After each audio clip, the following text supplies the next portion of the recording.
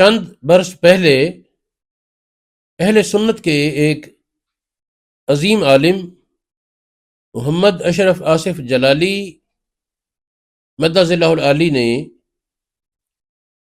ایک بحث کے دوران، مناظرانہ گفتگو کے دوران، سیدہ طیبہ طاہرہ خاتون جنت فاطمہ الزہراء سلام اللہ علیہا کے حوالے سے جب وہ باغ کا تقاضا کر رہی تھیں تو اس وقت خطا پر تھیں، یہ جملہ ذکر فرمایا۔ اس پر بڑی بحث ہوئی۔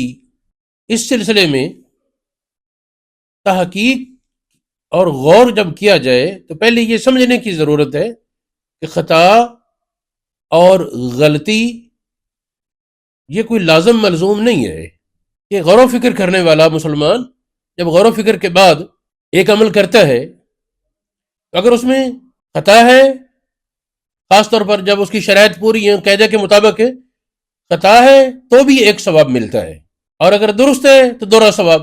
تحقیق میں جب خطا کا لفظ بولا جاتا ہے اور قرائن سے واضح ہو کہ وہ خطا اجتہادی مراد ہے تو اس پر اس طرح کے سخت احکام نہیں لاگو ہوتے۔ غور کیا جائے کہ وہ معاملہ، اچھا یہ جب جلالی صاحب نے جو بات کہی، جب اعتراض کیا گیا تو انہوں نے فوراً وضاحت کر دی کہ میری مراد اجتہادی خطا تھی، میں نے قصداً دوسری نہیں کہی، میں نے ویسے خطا نہیں کہا، اجتہادی خطا کہا۔ ساتھ یہ کہا آئندہ ہم یہ لفظ بولنے سے اجتناب کریں گے، اس بحث میں بھی جب یہ گفتگو کریں گے خطا اجتہادی کا لفظ بھی بولنے کے بجائے کوئی اور مناسب لفظ اس کا متبادل لائیں گے۔ اب چاہیے تو یہ تھا کہ جن لوگوں نے اعتراض اٹھایا، للہیت کا تقاضا یہ تھا کہ بات ختم۔ جس پر الزام ہے وہ کہہ رہا ہے کہ میں نے یہ لفظ اس معنی پر کہا، اور علماء اس طرح کہتے رہتے ہیں۔ پہلے یہ نہیں کہ ایک بات انوکھی ہو گئی، علماء پہلے اجتہادی امور میں خطا کو مطلق خطا بھی بعض اوقات کہہ دیتے۔ جس طرح ہمارے پاکستان میں کئی نامور شخصیات، ان کے بیانات میں موجود ہے فلاں موقع پر کہ حضرت عائشہ خطا پر تھیں، حضرت زبیر اور حضرت طلحہ خطا پر تھے۔ سید عرفان شاہ مشہدی کے پرانے بیانات میں یہ لفظ موجود ہے، اس طرح کئی اور حضرات۔ تو جب مراد قرائن سے واضح ہو کہ خطا اجتہادی مراد ہے تو وہاں خواہ مخواہ ایک آدمی پر الزام لگا دینا وہ غلطی کے معنی میں بول رہا ہے۔ جب وہ وضاحت کر رہا ہے کہ میں نے خطا سے مراد خطا اجتہادی لیا تو اس پر پھر وہ ناراضگی اور اتنا لمبا چوڑا اس کا بنانا پروپیگنڈا وہ درست نہیں تھا۔ اب رہی یہ بات، کوئی یہ کہ جی خطا اجتہادی بھی نہیں ہو سکتی سیدہ پاک سے، مغالطہ یوں ہی ڈالا گیا نا، نہیں جی وہ تو اتنی بلند شان ہے، خطا اجتہادی بھی نہیں ہو سکتی، تو یہ بات درست نہیں۔ ہمارے اہل سنت کی عقائد میں یہ بات موجود ہے کہ انبیاء کے سوا کوئی انسان معصوم نہیں، اور اجتہادی خطا تو ایسی چیز ہے جو انبیاء سے بھی ممکن ہے، لیکن اس پر ٹھہرایا نہیں جاتا، انبیاء کو وضاحت کر دی جاتی ہے۔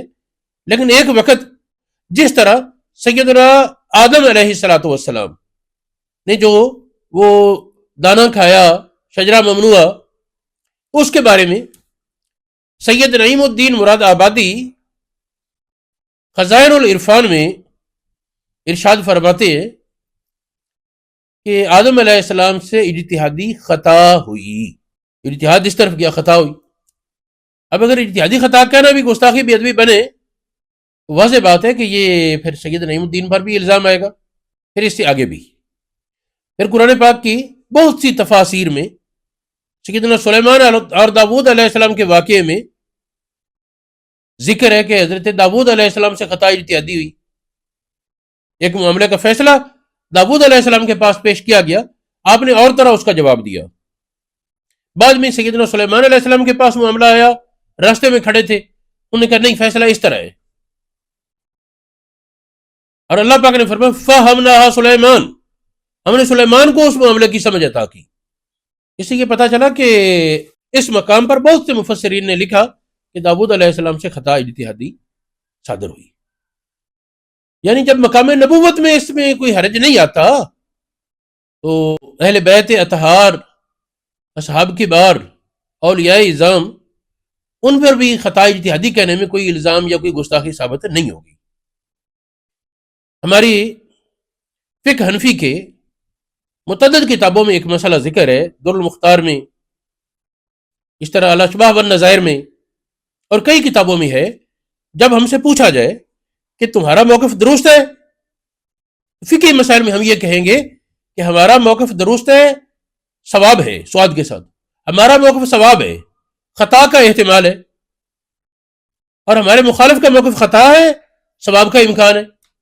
مثال کی طرف ہم یوں کہیں گے، ایک ایک مسئلے کے بارے یہ کہیں گے کہ ابو حنیفہ امام کا موقف ثواب ہے اور خطا کا امکان ہے، اور امام شافعی یا فلاں جو اس کے خلاف ہے ان کا موقف خطا ہے، ثواب کا امکان ہے. یہ تب ہی ہے نا کہ اگر خطا کے لفظ سے گستاخی بے ادبی نہیں ہو رہی، اور اس عبارت میں اجتہادی کا لفظ عبارت میں نہیں ہے. یہ تعمیر الخطا، یمکن الخطا، اور قرائن سے واضح ہے کہ خطا اجتہادی مراد ہے. میرے عزیز سامعین، بات یہ ہے کہ خطا مطلق بول کر اجتہادی مراد لینا علماء میں رائج ہے. ہاں جب سوال کیا جب وضاحت ضروری، وضاحت ہو گئی.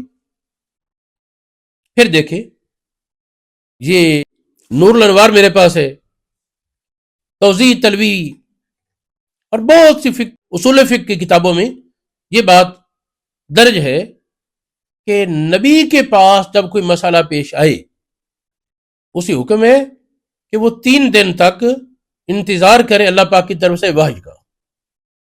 اگر 3 دن میں وحی نازل ہو جائے فبہا، یا اگر کوئی فوری معاملہ ہے تو اس میں کچھ دیر وحی کے انتظار کے بعد فوری کام کرنا ہے، تو پھر جس طرح رائے میں آئے.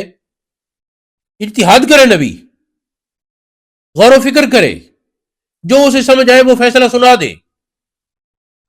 اس کے بعد یہ نور الانوار میں بھی اور دیگر کتابوں میں بڑی وضاحت سے لکھا ہے کہ بس بعد اوقات ایسا ہوگا اللہ پاک کی طرف سے پھر وضاحت کر دی جائے گی، یوں نہیں اس طرح ہے. اس میں خطا اجتہادی کا پہلو بھی آیا نا، خطا اجتہادی کا مفہوم تو درست آ رہا ہے نا کہ بھئی اجتہاد میں جو کام بات کہی اس کے بجائے اللہ پاک نے فرمایا یوں نہیں یوں ہے. میرے عزیز سامعین، بات یہ ہے کہ اگر میں ان حوالہ جات کی تفصیل میں گیا بات زیادہ دور نکل جائے گی. یہ تمہید ابو شکور سالمی،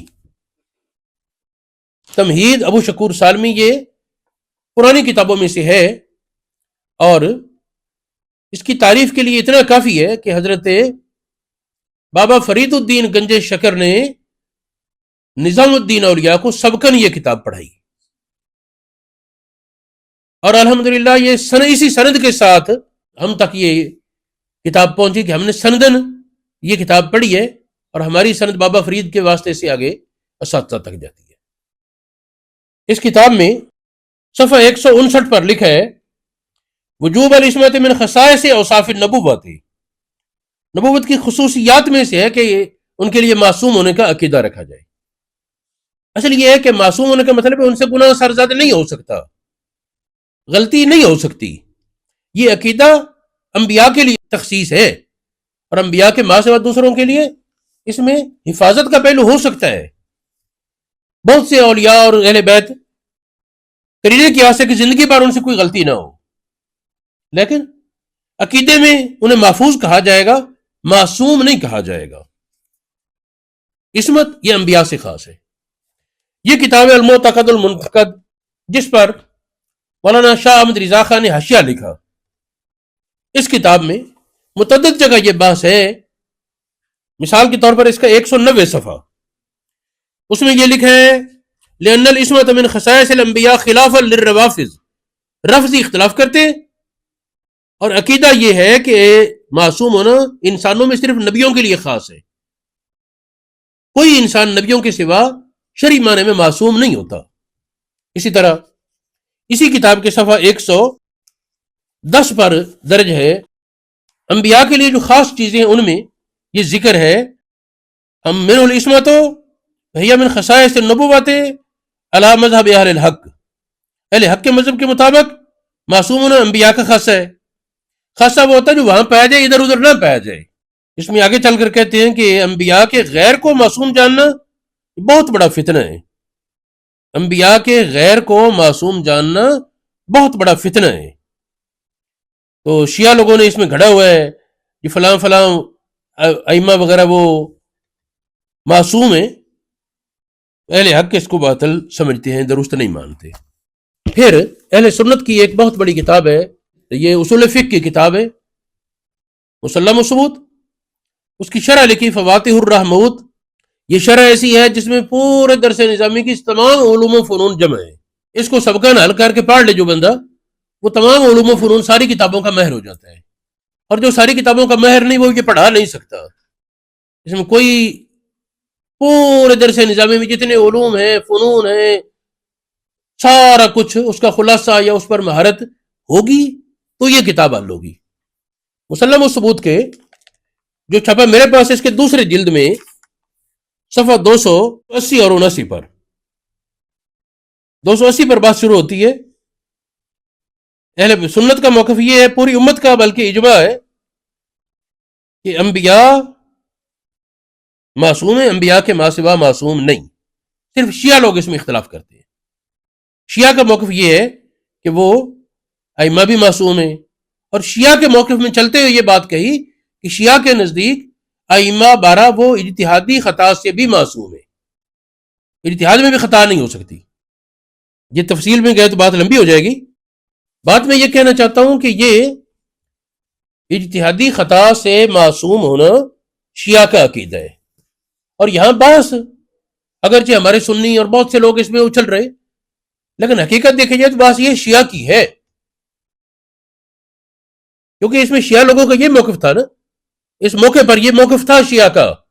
وہ کہتے جی سیدہ معصوم ہے اور معصوم سے غلطی ہو نہیں سکتی، لہذا سیدہ نے جو کہا وہ درست اور اس کی مخالفت کرنا گناہ، لہذا ابو بکر گناہ گار اور ظالم کہ انہوں نے باغ نہیں دیا تھا.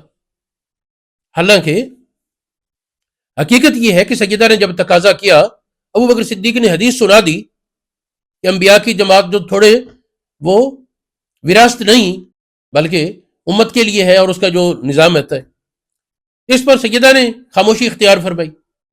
یہاں یاد رہے کہ آج کے دور میں کچھ لوگ اس کو بار بار اچھال رہے ہیں. دوسروں کا تو میں کچھ نہیں کہتا، لیکن ان میں کچھ ایسے علماء بھی ہیں جن کے بارے میں مجھے بڑا حسن ظن تھا کہ جب تحقیق واضح ہوگی تو وہ رجوع کر لیں گے. ایسے علماء میں جن کی میں دل سے قدر رکھتا ہوں، مولانا کوکب نورانی صاحب ہیں، شفیع اکاڑوی صاحب کے بیٹے. ان سے میں التماس کرتا ہوں کہ حضرت اس مسئلے کو زید نہ بنائیں، مطالعہ کریں. مجھے اتنا تو پتہ ہے کہ آپ کے باپ مناظر اہل سنت علامہ زمان مولانا محمد شفیع اکاڑوی صاحب نے کم از کم آپ کو اتنی اہلیت تو دی ہوگی کہ حق واضح ہونے پر آپ حق قبول کر سکیں. دیکھیں، یہ مجدد الفسانی شیخ احمد سرہندی کی مکتوبات، اس کا پہلا جلد ہے. مجدد پاک فرماتے ہیں کہ اجتہادی خطا نہ گناہ ہے، نہ اس پر ملامت ہے، نہ وبال ہے.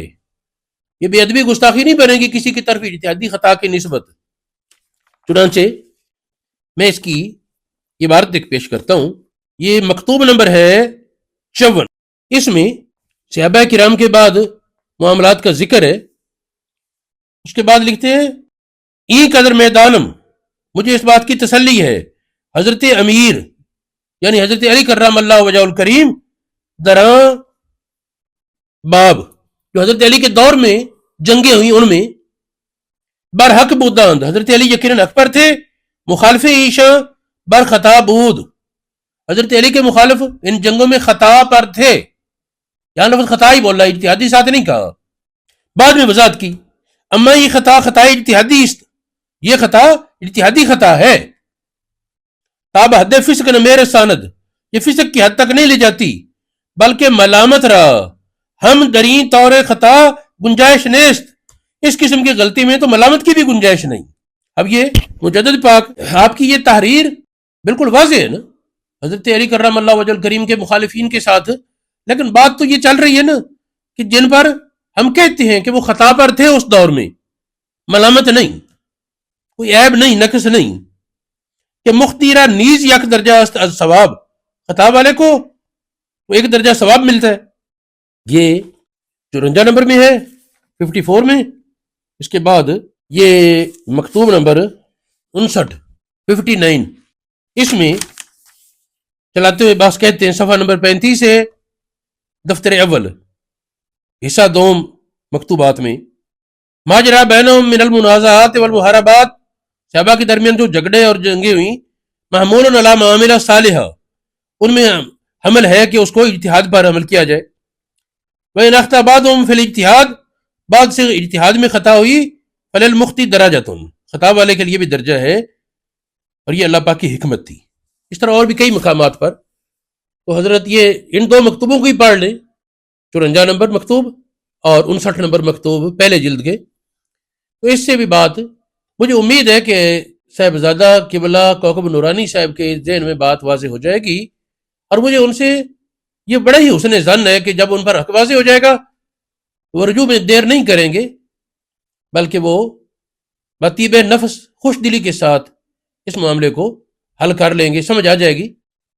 اس مسئلے میں بہت سے دلائل ہیں، اور خود مکتوبات شریف میں ایک جگہ فرماتے ہیں حضرت مجدد پاک، اس طرح یہ فواتح الرحمت میں بھی ہے، شاہ عبدالعزیز محدث دلوی آپ نے تحفہ اثنا عشر میں بھی لکھا کہ حضرت علی کرم اللہ وجہ الکریم آپ سے کئی معاملات میں صحابہ اختلاف کرتے، حضرت علی اپنے آپ کو معصوم نہیں سمجھتے تھے، مجھ سے ارتیادی خطا نہیں ہو سکتی، ارتیادی خطا سے بھی معصوم جانے اپنے آپ کو، ہرگز نہیں، بلکہ ان کتابوں میں تو یہ حوالہ جات ہے نا، کئی مسائل کا ذکر ہے کہ اس مسئلے میں حضرت علی کے موقف سے صحابہ نے اختلاف کیا، اس مسئلے میں اختلاف کیا۔ 500 مسائل میری نظر میں ہیں جن میں سے صحابہ نے بعد نے اختلاف کیا، اگرچہ ان میں سے 450 مسائل تقریباً ان اختلافی 500 مسائل میں تقریباً 450 یا 400 سے کچھ اوپر بنیں گے، اتنے مسائل ایسے ہیں جن میں امام ابو حنیفہ نے حضرت علی والے موقف کو اپنایا ہے۔ کچھ مسائل میں حضرت علی نے دیگر صحابہ کی پیروی کر لی، مثال کے طور پر سیدنا علی مرتضیٰ کرم اللہ وجہ الکریم کا موقف ہے کہ قربانی کا گوشت 3 دن کے بعد جائز نہیں کھانا، 3 دن کے اندر اندر تقسیم کر دو بس، جبکہ امت کی اکثریت اس مسئلے میں حضرت علی والے موقف کے بجائے دوسرے موقف پر ہے۔ یہ پرانے دور میں ہمارے بڑے وہ مائیاں وغیرہ بناتی تھی نا، پہلے قیمہ خشک کر لیتے، بعد میں اب طریقہ بن گیا جی وہ بڑیاں بناتے، آج کے دور میں فریجیں آ گئی تو فریجوں میں محفوظ رکھنا شروع کر دیا۔ اسی طرح سیدنا علی مرتضیٰ کرم اللہ وجہ الکریم کا فتویٰ یہ امام نبی نے ذکر کیا ہے، آپ کے نزدیک کسی کو یاد ہو نماز کا وقت جا رہا ہے اور سستی سے نہ پڑھے تو وہ کافر ہو جائے گا، حضرت علی کا یہ فتویٰ ہے۔ اب اس پر کتنے لوگ عمل کریں گے؟ کہنے کا مقصد یہ ہے کہ جب صحابہ کا اختلاف رحمت ہے، مسائل میں اختلاف، اور امت نے خود حضرت علی نے اپنے آپ کے بارے یہ نہیں کہا کہ میں نے جو فتویٰ دے دیا میری تو زبان غلطی کر ہی نہیں سکتی، میں تو ہو ہی نہیں سکتا غلط، میری اطاعت لازم ہے، ایسا ہرگز نہیں۔ بعض مسائل میں حضرت ابو بکر صدیق سے عمر فاروق نے اختلاف کیا، عمر فاروق کا دورہ ہے، انہوں نے اپنے فتوے پر عمل کیا۔ اس طرح حضرت علی کا حضرت عمر فاروق اور حضرت عثمان سے بعض مسائل میں اختلاف ہے، ابو بکر صدیق کے ساتھ ہے، ایک پیج پر ہے دونوں۔ اس لیے مسائل میں بحث ادب کے دائرے میں رہ کر ہوتی ہے، اور حضرت علی کرم اللہ وجہ الکریم کا یہ فرمان آپ نے فرمایا کہ میں اپنے آپ کو خطا سے بلند نہیں سمجھتا، ایک وقت مجھ سے بھی خطا ہو سکتی ہے، مجھے مشورہ دیا کرو، یہ آپ کا فرمان اور بھی کئی جگہ موجود ہے، لیکن شیعہ مذہب کی مستند ترین کتاب نہج البلاغہ میں یہ موجود ہے۔ اللہ رب العالمین ہدایت عطا فرمائے۔ اور جس طرح اگر آج کوئی عیسائی مسلمانوں پر الزام لگائے کہ عیسیٰ علیہ السلام کو خدا کا بیٹا نہیں مانتے لہٰذا بے ادب ہیں، تو ہم کہیں گے عیسیٰ علیہ السلام کا جو مقام ہے ہم مانتے ہیں، لیکن جو مقام ان کو اللہ نے دیا وہ مانتے ہیں، اور جو تم نے اپنے پاس سے گھڑ لیا ہم وہ نہیں مانتے۔ اس طرح سیدہ خاتون جنت سیدہ فاطمہ الزہرا سلام اللہ علیہا، آپ کے متعلق ہمارا دل و جان سے عقیدہ یہی ہے کہ آپ امت کی خواتین میں انتہائی اعلیٰ خواتین میں سے ایک ہیں، اور نبی پاک کے جز ہونے کے اعتبار سے آپ سب پر فوقیت اور فضیلت رکھتی ہیں، لیکن یہ جزوی فضیلت ہے۔ اور یہ بحث کہ کون افضل ہے، ام المومنین عائشہ صدیقہ افضل ہے، خدیجہ الکبریٰ افضل ہے، یا سیدہ فاطمہ الزہرا افضل ہے، اس میں دلائل اگرچہ تینوں طرح ملتے ہیں، لیکن امام مالک والی بات پر سر تسلیم خم کرنا پڑتا ہے۔ انہوں نے کہا کہ میں رسول اللہ کے جز پر کسی اور کو فضیلت نہیں دیتا۔ تو سیدہ کے علم، تقوی اور سیرت کا نمونہ ہونے میں بہت سے فضائل آپ کے ہیں۔ باقی اس کے بعد زیادہ بحث اس مسئلے میں اگر وہ کوئی اور صاحب کرنا چاہے تو پھر میں اس سے دلائل کھول کر بات کروں گا، فی الوقت تو میں نے اجمالاً بات کی ہے۔ اللہ پاک ہم سب کو توفیق خیر عطا فرمائے۔